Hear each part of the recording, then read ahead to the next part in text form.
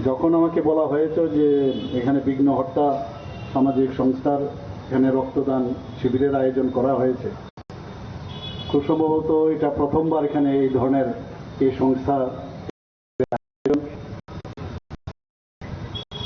এখন যে গণেশ পুজো আমাদের ত্রিপুরাতে আগে প্রথম এক দুটো শুরু হয়েছিল, সেখান থেকে আজকে সারা ত্রিপুরাতে বিভিন্ন জায়গায় আজকে গণেশ পুজো হচ্ছে।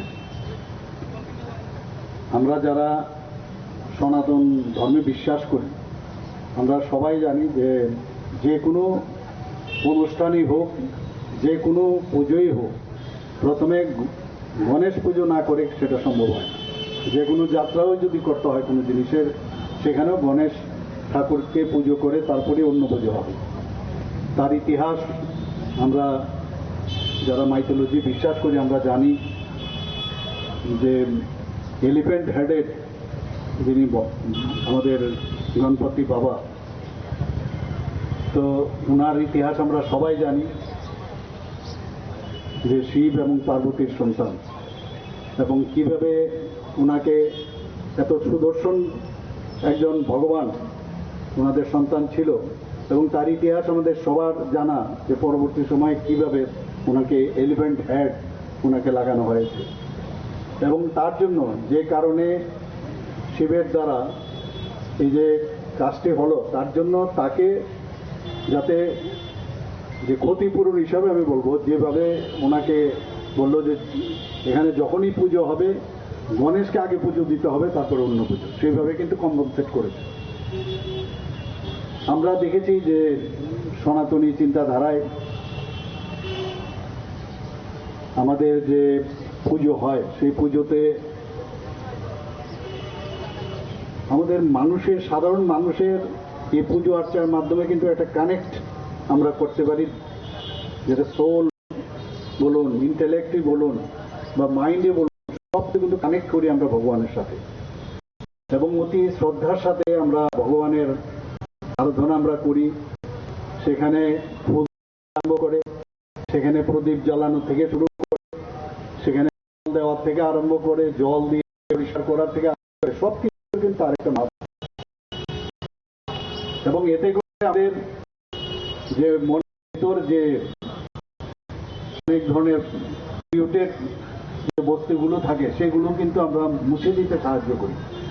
প্রতি বছর একবার পুজো হয়, পুজোরতে আমরা যে একটা ভাইব্রেশন তৈরি হয়, সেই ভাইব্রেশন নিয়ে আমরা সারাটা বছর আমরা কাটাই। আজকে আমাদের সরকার এখানে প্রতিষ্ঠিত হওয়ার পর আমরা দেখেছি যে সারা ত্রিপুরাতে 2018 পর থেকে আমরা দেখেছি যে ত্রিপুরাতে যে একটা আস্তিকের পরিবেশ এখন তৈরি হয়েছে। একদিকে কিন্তু এতে করে আমরা একসাথে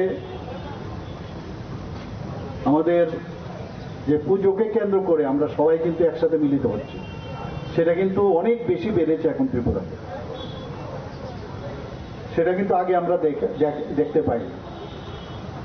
তো আমি আশা করব যে এই পুজোকে সামনে রেখে আবার রক্তদান, এর থেকে মহৎদান আর কিছু হয় না, সেই কাজটাও সামাজিক সংস্থা ওনারা করছেন।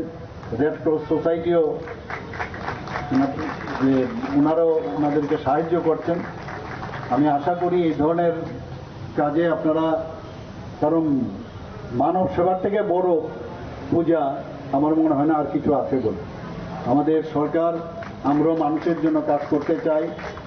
পলিটিক্স এক জায়গায়, এবং পলিটিক্সের আমি বুঝি যে পলিটিক্সের মাধ্যমে যখন সরকারে আমরা বসি সংখ্যাধিক্যের কারণে, আমাদের যে মেইন উদ্দেশ্য সেটা হচ্ছে মানুষের সেবা করা।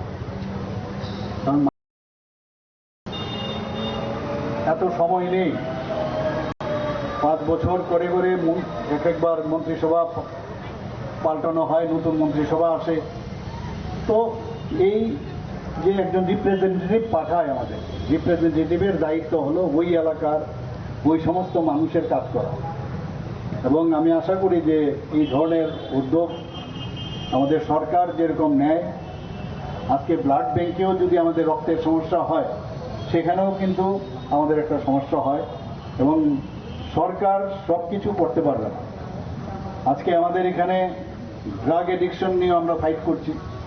ইয়াং ছেলে মেয়েদের দেখছি আমি এদের, ওনাদেরকে আমি বলবো এই বিষয়ে আপনারাও একটা গণ আন্দোলন আমি বলবো সেটা করা উচিত, যে কোথাও ড্রাগ নিয়ে আমরা কিন্তু অনেকটা সমস্যায় আছি। তো সেই ড্রাগের মাধ্যমে আমরা জানি যে যারা ইন্ট্রাভেনাস যারা ড্রাগ নেয় তাদের জন্য অনেক সময় এইচআইভি ইনফেকশন হয়, এখানে এইডস হতে পারে। তো তার দিকে নজর রেখে তার বিষয়ে সব মানুষকে এবং যার যার এলাকার মধ্যে যে আলোচনা সভা এবং নজর রাখা সেটা খুব দরকার। আমি আশা করব যারা আজকের এখানে বিঘ্ন হত্যা সামাজিক সংস্থা যে কাজ তারা শুরু করেছে, প্রকৃত অর্থেই তারা কিন্তু গণেশ পূজার মাধ্যমে প্রথম পুজো দিয়ে তাদের আগামী দিনের যে বিভিন্ন যে ফিলান্থ্রপিক কাজ করবে, সত্যিকারের অর্থে কিন্তু সত্যি কাজটা করলো। আমি ওনাদেরকে ধন্যবাদ দেব।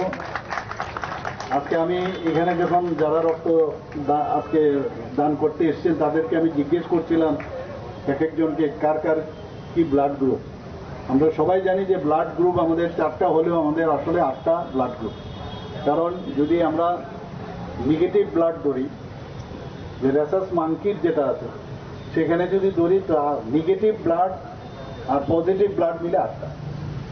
তো নেগেটিভ ব্লাডের সংখ্যা আমাদের সংখ্যার যদি আমরা 100 যদি আমরা ধরি তার পার্সেন্টেজ হিসাবে সেখানে আমরা দেখি যে 15% নেগেটিভ ব্লাড থাকে।